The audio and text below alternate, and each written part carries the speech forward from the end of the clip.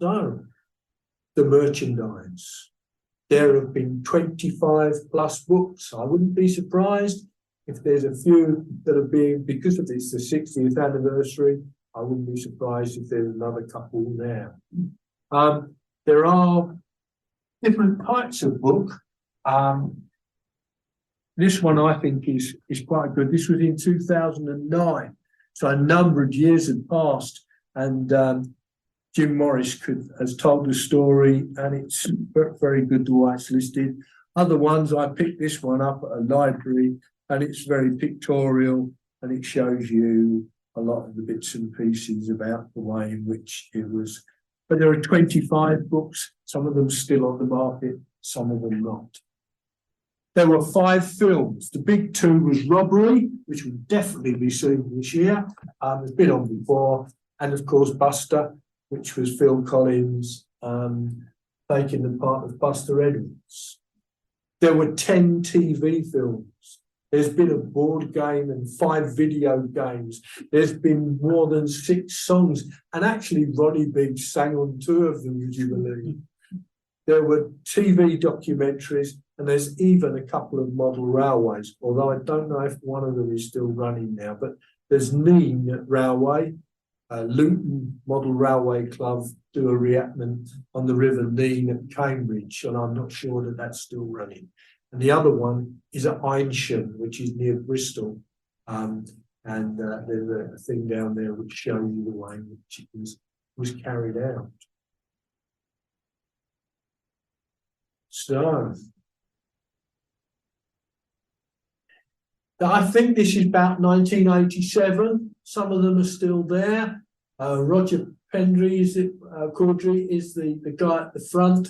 And this is a book signing that they've been to. Napoleon is at the back in glasses. I mean, they did.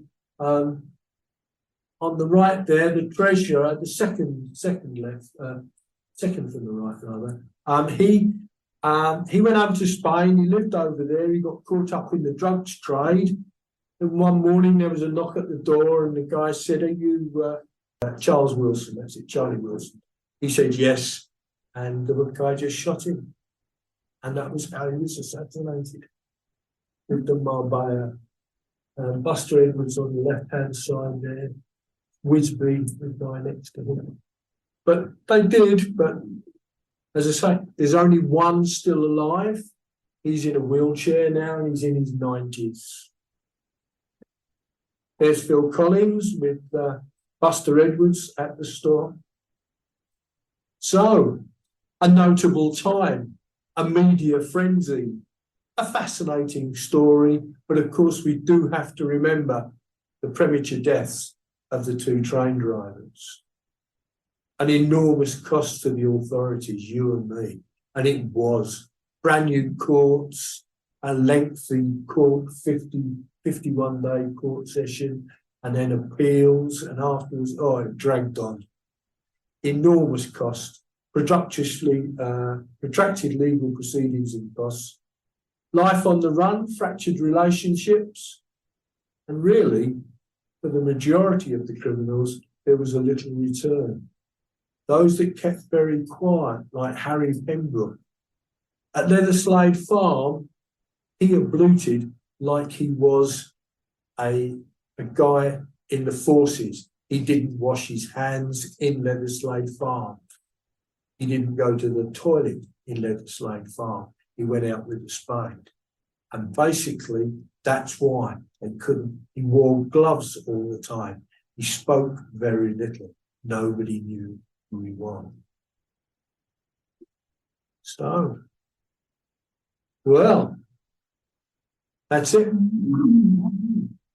That's how I got away with it all these years. Oh, we haven't.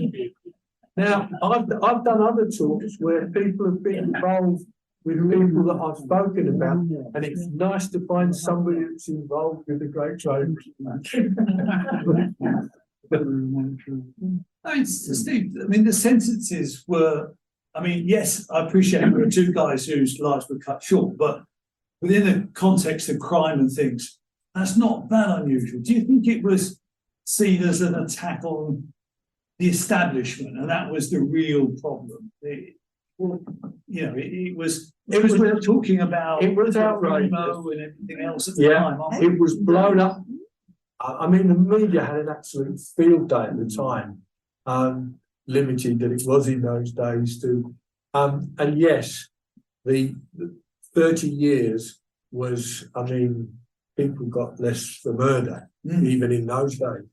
But it was a situation where, yes, it was a bit of an attack on the establishment at that time. It really showed the post office up how inept the sort of carriage of. But again, it was like one of those things. It worked, and it worked day in, day out. It ran for years and been running since the 30s. And it was. I mean, they'd used mail. They'd moved mail on trains for years before that. But the actual travelling post office had run very nicely and very efficiently. Yes, it was, and they said that. Napoleon said, that it was a. Let me just check if I've got the actual quote.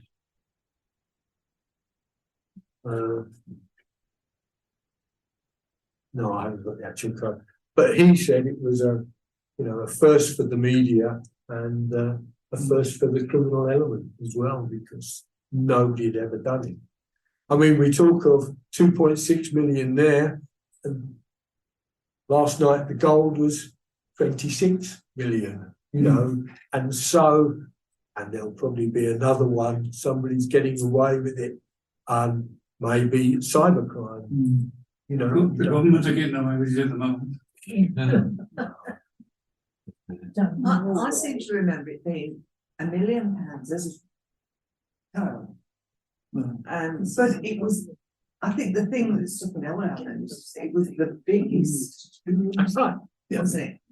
The biggest it Yeah. was. Just, and that £1 million was just phenomenal. It was, blew you away. It was impossible to even Consider visualise. what that was. Yeah, That's right. it was, yeah.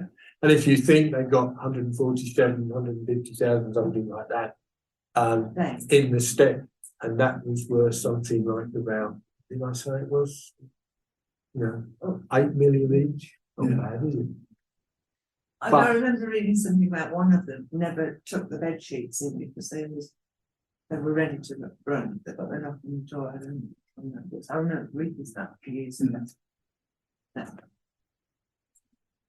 Well, they were thought of as quite heroic initially, weren't they? And it was only when the extent of the injuries. I mean, when they did, when they were at the bowler hat gang and they stole 62,500, everybody said, "Oh, what a coup that was!" Right? Nobody got hurt. Blow, blow, boom.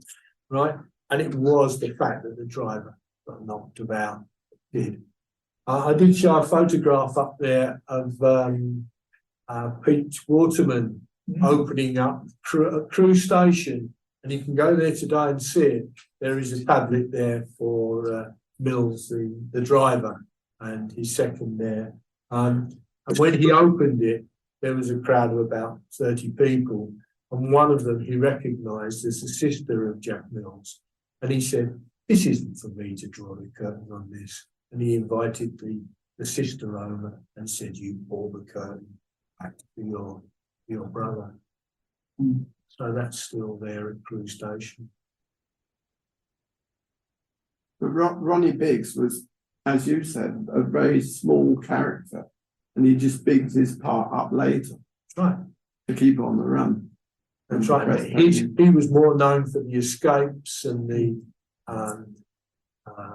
sort of happenings abroad with his extradition and all that.